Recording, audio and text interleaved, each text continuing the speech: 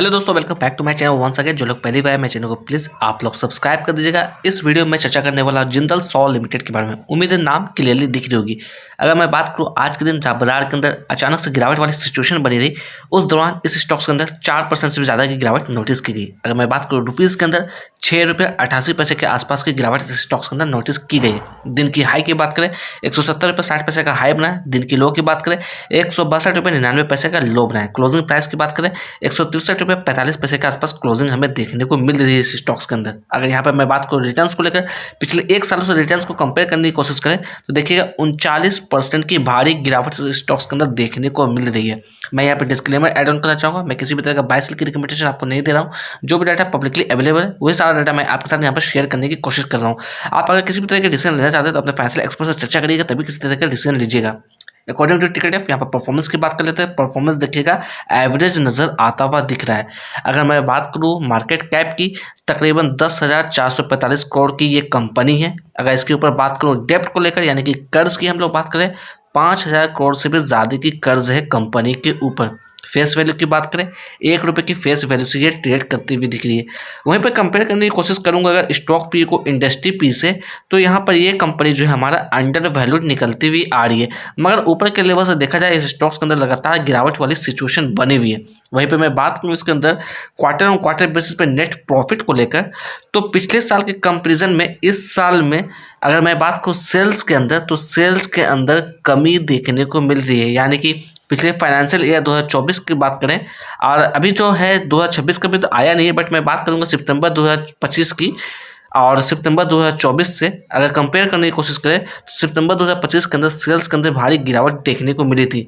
वहीं पे मैं बात करूँ नेट प्रॉफिट को, तो नेट प्रॉफिट भी गिरावट देखने को मिल रही है क्वार्टर क्वार्टर बेसिस पे कंपेयर करने की कोशिश करें या फिर पिछले साल से भी कंपेयर करने की कोशिश करें। तो थोड़ा सा आपको फंडामेंटल्स भी जरूर चेकआउट करना चाहिए अगर आपका लॉन्ग टर्म का व्यू है स्टॉक्स के अंदर। अगर यहाँ पर मैं बात करूँ वैल्यूशन को लेकर, तो वैल्यूशन देखिएगा एवरेज नजर आता हुआ दिख रहा है। ग्रोथ की बात कर लेते हैं, ग्रोथ भी एवरेज नजर आता हुआ दिख रहा है। एंट्री पॉइंट की बात करें according to ticket app, entry point यहाँ पर गुड नजर आता हुआ दिख रहा है।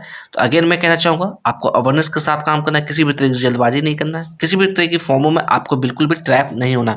अगर यहाँ पे मैं फोरकास्टिंग की चर्चा कर लूँ तो देखिएगा सिर्फ और सिर्फ 2 एनालिस्ट ने इसे कवर किया है और 100% की रिकमेंडेशन यहाँ पर आती हुई दिख रही है। एक झलक अगर हम लोग शेयर होल्डिंग पैटर्न्स की चर्चा करें तो प्रमोटर्स के पास देखिएगा तकरीबन 63% से ज़्यादा की होल्डिंग है। म्यूचुअल फंड की बात करें 4% के आसपास की होल्डिंग है। अगर डीआईज की बात करें 0.34% यानी कि 1% से कम की होल्डिंग डीआईज के पास है। एफआईज की बात करें 15.5% के आसपास एफआईज के पास होल्डिंग है। वहीं पर रिटेलर्स की चर्चा करें तकरीबन 17% की होल्डिंग यहाँ पर रिटेलर्स के पास निकलती हुई आ रही है। अगर टॉप 5 म्यूचुअल फंड की बात करें जिसकी वेटेज सबसे ज़्यादा है इस कंपनी के अंदर, तो यहाँ पर मैं बात करूंगा HSBC ELS tax saver fund. इसकी वेटेज की बात करें 0.73% के आसपास है। वहीं पे मैं बात करूँ Nippon India small cap fund, इसकी वेटेज 0.18% है। अगर बंधन स्मॉल कैप फंड की बात करें इसकी वेटेज 0.08% के आसपास यहाँ पर देखने को मिल रही है हमें। देखिएगा हम लोग चार्ट पे आ गए, 1 डे का टाइम फ्रेम में यहाँ चार्ट लगा रखा है। चार्ट के ऊपर कुछ पैटर्न्स नजर आते हुए दिख रहे होंगे। ये सारा पैटर्न्स मैंने इंडिकेटर की हेल्प से ड्रॉ किया है, आप चाहते हो तो आप भी लगा के चेकआउट कर सकते हैं। सबसे पहले मैं बात करने वाला हूँ इसके अंदर वॉल्यूम को लेकर। आज के दिन तकरीबन 11 लाख के आसपास के वॉल्यूम नोटिस की गई इसके अंदर। वहीं पर डिलीवरी ऑफ परसेंटेज की बात करें तकरीबन 55% से आसपास डिलीवरी इसके अंदर उठाई गई है। अगर यहाँ पर मैं बात करूँ चार्ट के ऊपर पैटर्न्स को लेकर, तो ये जो आप लेवल्स देख रहे हैं ये इसके लिए इंपॉर्टेंट सपोर्ट लेवल्स के तौर पर काम करता हुआ दिख रहा था। इसकी जो वैल्यू निकलती हुई आ रही है तकरीबन 196 रुपये के आसपास। सितंबर में इसी लेवल के आसपास जैसे सपोर्ट बनाने की कोशिश की, उसके बाद देखा जाए तो इसने यहाँ पर ब्रेकडाउन दे दिया। समय में मैं थोड़ा पीछे आपको लेकर चलने की कोशिश करूंगा, तो यहाँ पर देखिएगा मैं थोड़ा चार्ट को छोटा करके दिखाने की कोशिश करूंगा। ये देखिएगा हम लोग आ गए हैं साल 2023 के अंदर। ये जो लेवल्स देख रहे हैं जिसे मैं आपको हाईलाइट करके दिखाने की कोशिश कर रहा हूँ, ये कैंडल है आपका सितंबर 2023 का, यानी कि आज से ठीक 2 साल पहले की मैं बात कर रहा हूँ। यहाँ पर देखिएगा ये जो लेवल्स देख रहे हैं, यहाँ पर बॉटम बनाया था तकरीबन 152 रुपीज़ के आसपास सपोर्ट बनाया था। मैं इस 2 लेवल्स की बात कर रहा हूँ। ये 2 जो लेवल्स है 152 रुपीज़ के लेवल के आसपास यहाँ पर सपोर्ट बनाया था। अगर हम लोग समय में अभी हम लोग बात करें तो यहाँ पर देखिएगा मैं भी आपको क्लियरली दिख रहा होगा ठीक उसी लेवल के आसपास इसने यहाँ पर भी सपोर्ट बनाया था दिसंबर 2025 के अंदर। तो ये जो लेवल्स है ये हमारे लिए बहुत ही क्रूशियल लेवल्स होने वाले हैं, जिसकी वैल्यू निकलती हुई आ रही है 152 रुपये के आसपास, क्योंकि साल 2023 के अंदर भी इसी लेवल के आसपास इसने अच्छा खासा सपोर्ट बनाया था। अगर यहाँ पे मैं बात करूँ अप साइड में, तो यहाँ पे देखिएगा ये जो लेवल्स देख रहे हैं ये लेवल्स है आपका अक्टूबर 2023 की। इस लेवल्स की मैं बात कर रहा हूँ, ये जो रेजिस्टेंस लेवल आप देख रहे हैं यहाँ पे इसने रेजिस्टेंस लिया था तकरीबन 196 रुपीज़ के आसपास। ठीक इसी लेवल के आसपास अगर हम लोग यहाँ पर बात करें तो ये देखिएगा इसी लेवल के आसपास इसने सपोर्ट बनाने की कोशिश की थी 2025 के अंदर, सितंबर के मंथ की मैं बात कर रहा हूँ। तो मे भी कहीं ना कहीं अप साइड में अब यही लेवल हमारे लिए वापस से एज ए रेजिस्टेंस के तौर पे काम करता हुआ दिख सकता है, और डाउन साइड में 152 का लेवल एज ए सपोर्ट के तौर पे काम करता हुआ दिख सकता है। मैं सिर्फ और सिर्फ पॉसिबिलिटी की चर्चा कर रहा हूँ, किसी भी तरीके का मैं यहाँ पर प्रेडिक्शन या फिर श्योरिटी की चर्चा नहीं कर रहा हूँ, इसलिए सोच समझ के काम करिएगा इस स्टॉक्स के अंदर।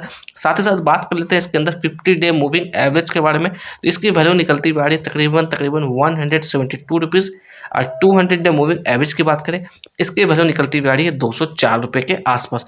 तो थोड़ा सा आपको अवेयरनेस दिखाना, अगर आपका लॉन्ग टर्म का व्यू हो इसकी फंडामेंटल्स को जरूर आप चेकआउट करने की कोशिश करिए, क्वार्टर्स के नतीजे को जरूर चेकआउट करने की कोशिश करेगा। अगर ऊपर के लेवल में हम लोग बात करें तो साल 2024 के अंदर जहां इसके अंदर स्प्लिट देखने को मिली थी हमें, तो स्प्लिट के बाद हम लोग बात करें तो लगातार कहीं ना कहीं गिरावट वाली सिचुएशन इसके अंदर बनी हुई है। एक के बाद एक इसने अपने मेजर सपोर्ट को ब्रेक डाउन दिया, लगातार लोअर हाई का फॉर्मेशन होता हुआ दिख रहा है इस स्टॉक्स के अंदर।